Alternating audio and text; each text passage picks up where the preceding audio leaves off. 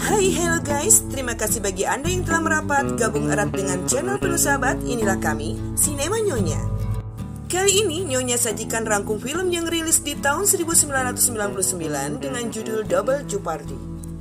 Dengan menghadirkan bintang sekelas Tommy Lee Jones dan Ashley Judd, film ini memaparkan cerita tentang perjuangan seorang istri dalam mengungkap misteri kematian suami tercintanya. Bagaimana kisah selanjutnya? Yuk kita ikuti rangkum ceritanya. Sinema Nyonya siap beraksi. Film diawali dengan suasana pesta yang diadakan oleh seorang pengusaha yang bernama Nick. Nampak di sana, pria itu sangat humble dan begitu dihormati oleh rekan-rekan bisnisnya. Tentu saja, sebagai seorang istri, Libby sudah pasti bangga. Terlebih pasangan itu telah memiliki satu orang putra yang bernama Matty. Masih dalam suasana pesta, tiba-tiba Nick memberikannya kejutan, yaitu akan membawanya berlayar di kapal yang dijuluki Morning Star, seperti yang selama ini Libby idam-idamkan. Jelas saja, Libby semakin tersanjung dan cinta dengan suaminya tersebut. Sesaat Libby sempat gelisah, pasalnya dia tahu suaminya tak pandai berlayar. Tapi dengan penuh cinta, Nick meyakinkan istrinya bahwa semua akan baik-baik saja. Libby pun semakin tenang, manakala sahabat karibnya yang bernama Angela atau yang kita sebut saja Angie bersedia menjaga Matty anaknya selama mereka pergi berlayar. Scene berlanjut dengan kebahagiaan pasangan itu dalam kapal. Sepanjang malam kemesraan tak dilewatkan oleh mereka, hingga keesokan harinya. Alangkah terkejutnya Libby saat terbangun ia tak mendapati suaminya. Dan yang semakin membuatnya shock, wanita itu melihat banyak bercak darah di hampir seluruh ruang kapal. Dengan penuh ketakutan dan rasa cemas, Libby berteriak sembari mencari suaminya. Hingga suatu ketika, Libby melihat sebuah pisau yang berlumuran darah. Didorong rasa cemasnya, ia pun memegang sebilah pisau itu. Dan di saat yang sama, lewatlah kapal patroli dan memanggilnya. Setelah cukup lama menunggu, kekhawatiran Libby semakin menjadi ketika ia mendengar hasil pencarian dari tim patroli tentang kemungkinan buruk bahwasanya Nick suaminya tak mungkin dalam keadaan selamat. Pasalnya, pelampung dan skoci masih ada di dalam kapal. Selain itu, suhu air saat itu sangatlah dingin. Setelah dinyatakan tewas, Libby pun semakin terpukul karena ia dinyatakan sebagai pembunuh. Bahkan, melalui bantuan berbagai pihak termasuk kepala polisi yang merupakan teman baiknya pun tetap tak mampu membebaskannya dari tuduhan itu. Apalagi saat di persidangan, selain pisau yang bersimbah darah, terdapat pula rekaman suara suaminya yang berteriak meminta pertolongan. Libby semakin tak mampu mengelak, apalagi saat bersama suaminya ia pun dalam keadaan mabuk. Bahkan wanita malang itu pun semakin terpojok lantaran ia pun dituduh ingin menguasai uang asuransi. Scene berlanjut dengan kepasrahan Libby menghadapi nasibnya. Menyadari lamanya masa hukuman, lantas dengan berat hati ia menawarkan kepada Angie sahabat satu-satunya yang ia percaya agar bersedia mengadopsi Matty putra sematawayangnya karena Libby tak ingin anaknya berada di pengasuhan. I can't do that, not to you. Awalnya, Angie keberatan dengan permintaan sahabatnya itu. Meski ia tahu, Matty adalah satu-satunya pewaris asuransi. Tapi, demi persahabatan mereka, Angie pun dengan ikhlas mengiyakannya. Di waktu selanjutnya, nampaklah kehidupan Libby di penjara. Meski berat, tapi Libby mampu melewatinya. Apalagi Angie sahabatnya selalu membawa Matty datang mengunjunginya. Tapi, ternyata kebahagiaan Libby tak berlangsung lama. Pasalnya, sudah cukup lama Angie tak lagi datang menemuinya. Di tengah kerinduannya sebagai seorang ibu, Libby terus berusaha menghubungi Angie, yang ternyata sudah tak berada di alamat sebelumnya. Setelah cukup lama mencoba, ia pun berhasil menghubungi dan menumpahkan kekecewaannya kepada Angie. Dan sahabatnya itu justru berdalih bahwa Libby lah yang sulit mereka hubungi. Tak berapa lama, momen yang melegakan pun terjadi saat Libby berhasil mendengar suara Matty anaknya. Tapi, Daddy. Alangkah kagetnya Libby manakala mendengar Matty memanggil Papa. Dan tanpa Libby sadari, ada sosok Nick di antara mereka. Mendapat sinyal bahaya dari Angie, Nick pun tanpa pikir panjang langsung membanting gagang telepon tersebut. Sontak saja, Libby yang sesaat bengong terheran-heran berubah menjadi murka dan sangat penasaran. Berapa kali pun mencoba, ia tetap gagal menelponnya kembali. Adegan berlanjut dengan keadaan Libby yang hancur bagai di titik terendah. Wanita itu bertekad akan merebut kembali anak yang sangat dirindukannya. Bencian dan dendam karena penipuan suami dan sahabatnya membuat Libby justru semakin bangkit dan bersemangat. Latihan fisik dan mental ia jalani. Terlebih Libby begitu mendapat support dari teman wanita sesama napi, yang kebetulan salah satu adalah mantan lawyer. Melalui teman itulah ia mengerti hukum tentang kematian ganda, di mana Libby tidak akan dipersalahkan andai kata harus membunuh suaminya yang memang telah dinyatakan mati. Sampai akhirnya usaha Libby untuk mendapatkan kebebasan bersyarat pun dikabulkan. Dan kalau ia berhasil melewatinya, selama 3 tahun ke depan Libby akan bebas sepenuhnya. Libby ditempatkan di lapas Washington yang diawasi oleh petugas yang bernama Tuan Travis. Rumah itu, Libby berkumpul bersama beberapa napi wanita yang berstatus sama, di mana mereka terikat dengan berbagai peraturan, di antaranya diwajibkan kembali ke lapas maksimal jam 8.30, dilarang terlibat seks bebas, miras, merokok, berkelahi, dan lain-lain. Tuan Travis tak main-main dengan peraturannya. Pria itu pun bahkan mengembalikan salah satu dari mereka ke penjara, lantaran ketahuan dugem. Show's over, go to sleep. Sikapnya yang saklek itu jelas membuat para penghuni lumayan tunduk tapi berkasak kusuk. Dari merekalah Libby tahu siapa sosok Tuan Travis yang ternyata adalah mantan dosen hukum yang terpaksa menjalani profesi sementara di lapas itu. Hal itu lantaran terkait dengan masa kelamnya di mana ia ditipu oleh mantan istri yang menguras habis harta dan tega membawa putri sematawayangnya.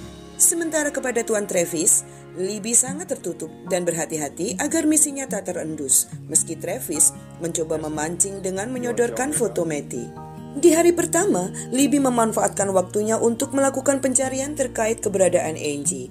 Tak lama, datanglah seorang pemuda yang menawarkan bantuan dan cukup piawai dalam pencarian itu. Karena kecantikan Libby, pemuda itu berniat mengajaknya kencan. Tapi, begitu tahu wanita di depannya mengaku sebagai napi pembunuh suami, pemuda itu pun langsung ngacir. Saat itu juga, Libby menemui Rebecca, rekan bisnis suaminya yang memungkinkan mengetahui keberadaan mereka. Tapi sayang, Rebecca menolak memberitahukannya dengan alasan demi kebaikan bersama, terutama Matty putranya. Penolakan Rebecca tak membuat Libby kehilangan ide. Malamnya, secara sembunyi-sembunyi, Libby mendatangi suatu ruangan tempat penyimpanan berbagai file. Tapi di saat bersamaan, Travis menyadari bahwa Libby tak berada di lapasnya. Pria itu langsung mengerahkan tim pencarian.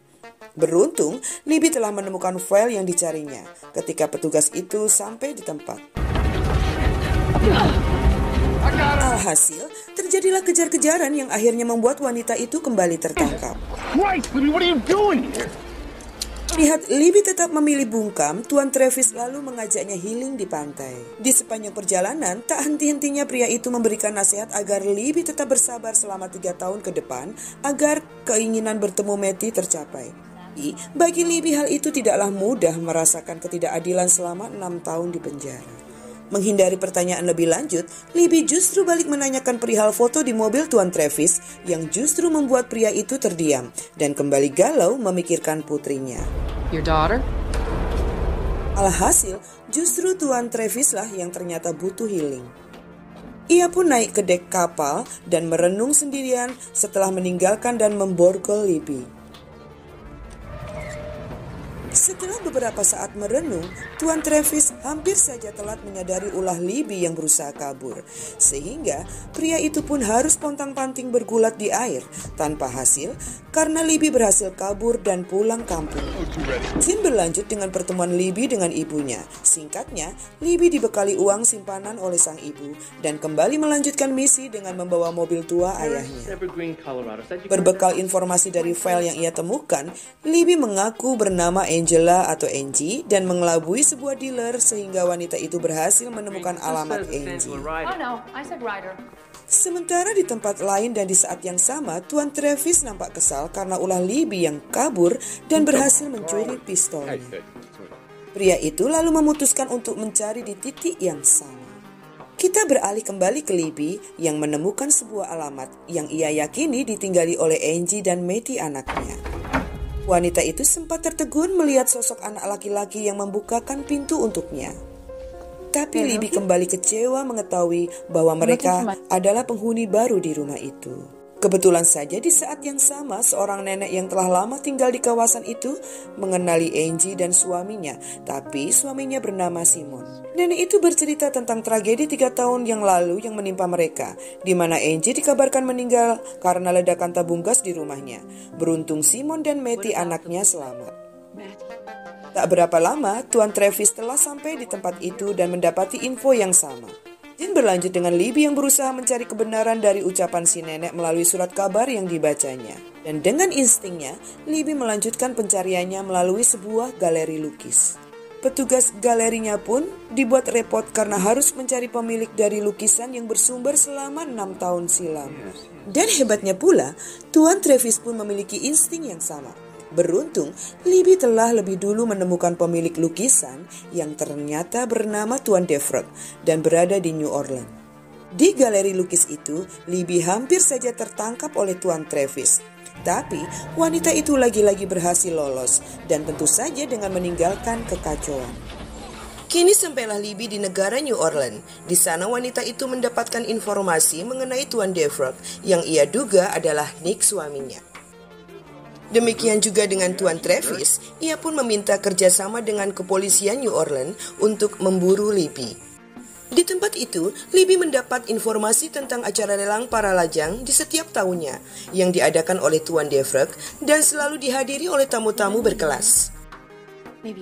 Setelah bersusah payah menyamar, Libby akhirnya berhasil untuk masuk bersama tamu undangan yang lain. Dan benar saja, Tuan Devrock adalah Nick suaminya. Di atas panggung, Nick dengan gaya berkelasnya menawarkan lelang dirinya kepada para gadis undangan. Sembari bersembunyi, Libby selalu menawarkan lebih tinggi dari gadis yang lain. Dan akhirnya, ia pun memenangkannya. Alangkah terkejutnya Nick ketika mengetahui gadis yang memenangkannya adalah Libby istrinya. Nick berusaha menutupi kegugupannya. Di depan Libby, ia berkelit bahwasanya Nick hanya ingin berpura-pura mati untuk mengatasi kebangkrutan mereka, tanpa membuat Libby terpenjara. Dan Libby tetap tak percaya. Sebenarnya, Libby sudah tak peduli lagi. Baginya yang terpenting adalah ia harus mendapatkan kembali Matty anaknya. Pertikaian itu, mereka akhiri dengan kesepakatan untuk bertemu dan menyerahkan Matty kepada Libby. Dan tanpa Libby sadari, dirinya telah menjadi buronan di negara itu. Untung saja ia selalu lolos dari kejaran petugas. Di lain waktu, terlihat Tuan Travis mendatangi Tuan Devrock dan mengingatkannya untuk berhati-hati lantaran dirinya tengah dalam bahaya. Adegan selanjutnya adalah hari di mana Libby dan suaminya bertemu. Tempat bertemu yang mereka pilih adalah sebuah pemakaman. Saat Libby tak sabar ingin bertanya tentang Matty, tiba-tiba ia melihat seorang anak laki-laki yang berdiri sendirian di pemakaman itu. Tak banyak bertanya, Libby mengejar anak itu yang terus menghindarinya.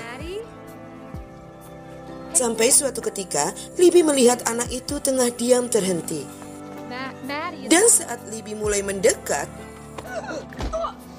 tiba-tiba Nick tega memukul dan memasukkan istrinya ke dalam peti pemakaman. Dan ulah Nick pula lah yang telah memancing Libby dengan membayar anak yang menjadi Matty palsu. Kita beralih kepada Tuan Travis yang justru mulai curiga kepada gelagat Tuan Devrock. Pria itu lalu mencoba mengumpulkan beberapa bukti yang terkait tentang hubungan Tuan Devrock dan Tuan Nick. Semakin sulit dibuktikan, anehnya Tuan Travis justru semakin mencurigai Tuan Devrock dan semakin yakin dengan Libby. Sementara, Libby yang telah berhasil keluar dari peti dan ruang pemakaman dengan bantuan korek dan pistol yang ia curi dari Tuan Travis, tetap bertekad mencari musuhnya, meski lelah dan tanpa persiapan. Beruntung, Tuan Travis berhasil mencegah dan menenangkannya. Adegan selanjutnya adalah pertemuan kembali Tuan Travis dan Tuan Devrock. Tapi, dalam pertemuan itu, Tuan Travis justru mengaku berhasil membongkar kedok Tuan Nick. merasa kalah berniat untuk menyuap Tuan Travis, dan Tuan Travis pun menyepakatinya. Tuan Travis menanyakan tentang Libby, istri Tuan Nick, yang mungkin bisa saja merusak kesepakatan mereka. Disitulah Tuan Nick tanpa sadar mengakui bahwa ia berhasil melenyapkan Libby dan menguburnya.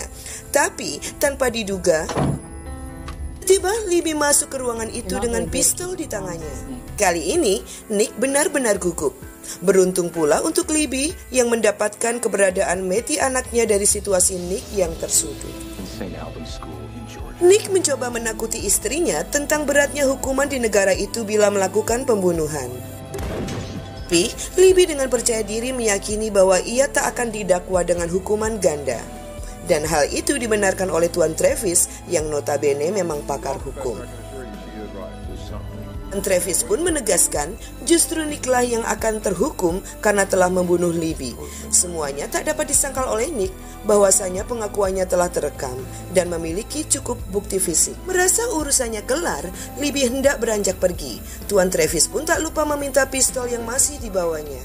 Tanpa disadari, Nick berhasil menembak dan melukai Tuan Travis. Tak cukup di situ, Nick pun lantas hendak melenyapkan Libby, istrinya. Tapi, aksinya berhasil digagalkan oleh Tuan Travis. Alhasil, perkelahian tak imbang pun terjadi yang membuat posisi Tuan Travis kembali terancam. Tapi, lagi-lagi, aksi jahat Nick akhirnya digagalkan selamanya oleh tembakan sang istri. Dan adegan terakhir dalam film ditutup dengan kekompakan Tuan Travis dan Libby yang pergi bersama menjemput Matty. Oke, apik bukan guys ceritanya?